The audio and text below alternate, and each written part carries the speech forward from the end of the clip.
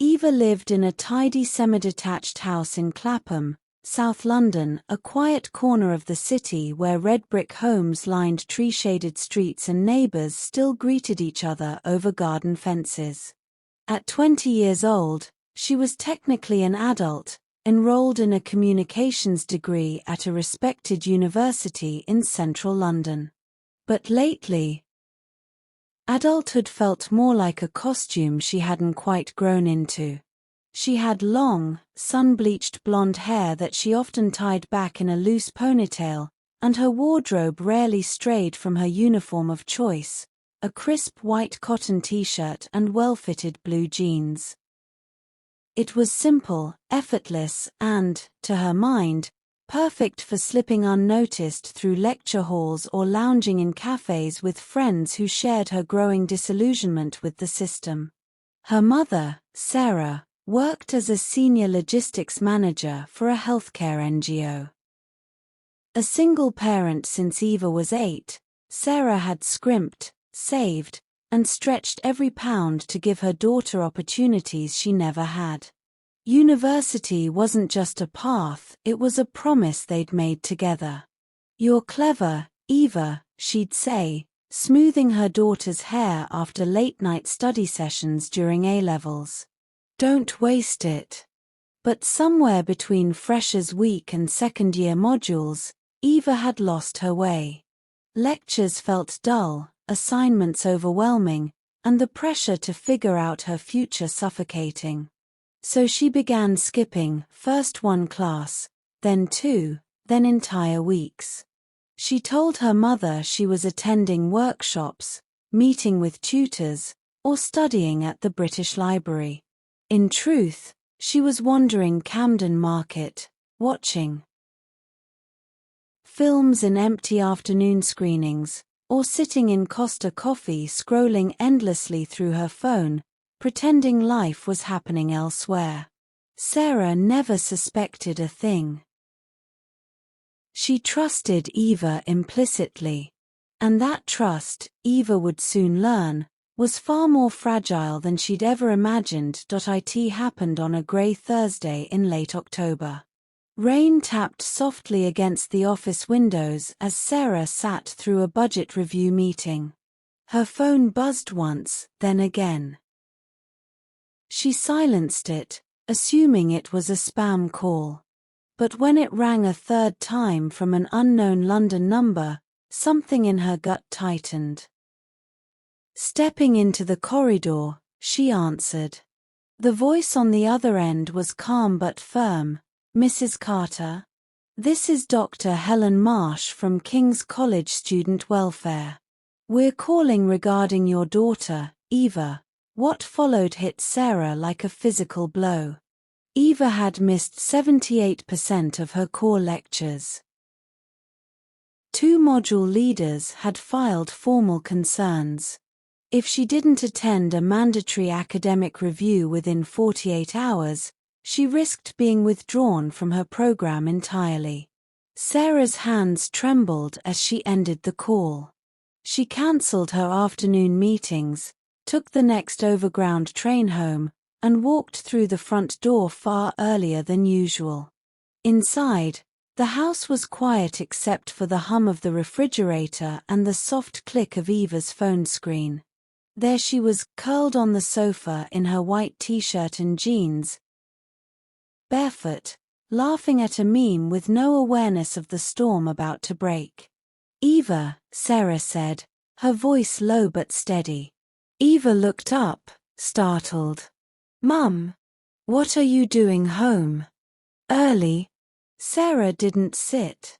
She stood in the doorway, arms crossed, eyes glistening. "King's College called me today."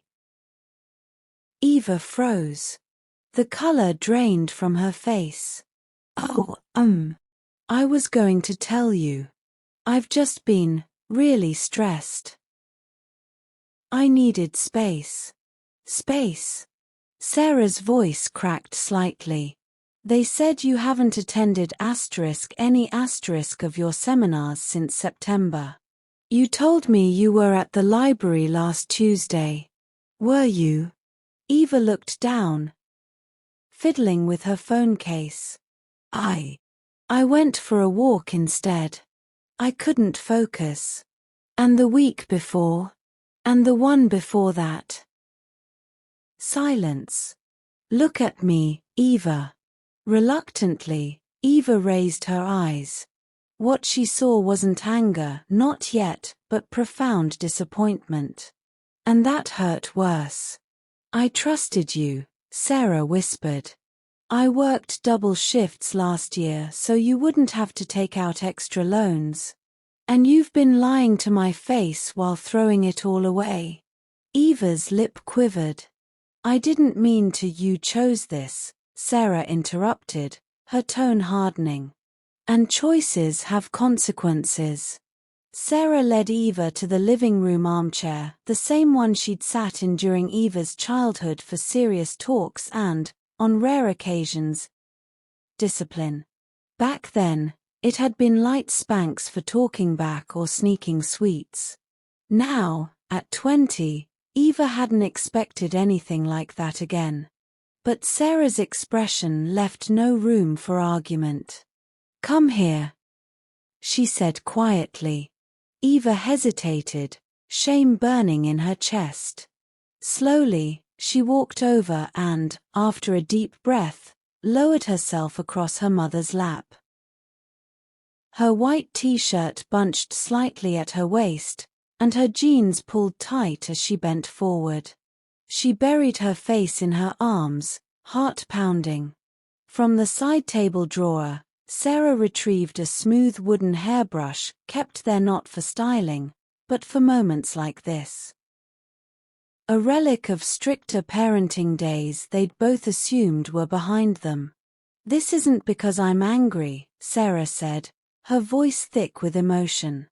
It's because I love you too much to let you destroy your future without consequence. Swat. This is for lying to me. Swat. This is for wasting your education. Swat. This is for breaking my trust.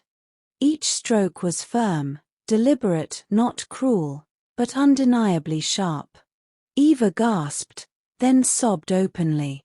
By the sixth swat, her body was trembling, tears soaking into the cushion beneath her. When it was over, Sarah gently helped her sit up. Eva's cheeks were flushed, her eyes red-rimmed, but she didn't pull away. Instead, she leaned into her mother, small and broken. That night, Eva didn't sleep. She sat at her desk, laptop open, staring at the blank email draft addressed to Dr. Marsh. For the first time in months, she felt clarity, not fear, not rebellion, but responsibility. She typed honestly, I've been struggling with motivation and accountability. I take full responsibility. I want to make a plan to catch up. Then, on a sheet of lined paper, she wrote to her mother, Mum, I'm so sorry. Not just for skipping class, but for making you feel like your love wasn't enough. It always was. I was just scared I'd fail, so I ran. Thank you for not giving up on me, even when I gave up on myself. Love, Eva. She left it on there in the quiet hours. She replayed the paddling, not as humiliation, but as a wake-up call. Her mother hadn't punished her out of control, but out of care. And that realization stung deeper than any brush ever could point. 2 weeks later, Eva sat in her first seminar in months, notebook open, pen moving steadily. She'd met with her tutor, signed for academic mentoring, and even joined a peer study group. Her white t-shirt and jeans were still her go-to, but now they were paired with a campus lanyard and a determined set to her shoulders. At home, Sarah watched her daughter leave for the tube each morning, backpack slung over one shoulder, earbuds in, but eyes alert, purposeful. One Sunday, they shared breakfast in silence, the kind that felt comfortable rather than strained. As Eva poured tea into her mother's favorite mug, cream with 1 sugar, just how she liked it, Sarah reached out and squeezed her hand. No grand speeches, Eva said softly, smiling. Just, thank you. Sarah nodded. Just keep showing up, love. That's all I ever wanted. Outside, London bustled on rain-slicked pavements, distant sirens, the rumble of buses. But inside their little house in Clapham, something had been restored. Not perfection. Not innocence. But trust. And the quiet, stubborn hope that comes when someone chooses to try again. Eva knew the road ahead wouldn't be easy. But for the first time in a long while, she was walking it honestly, with her mother beside her, every step of the way.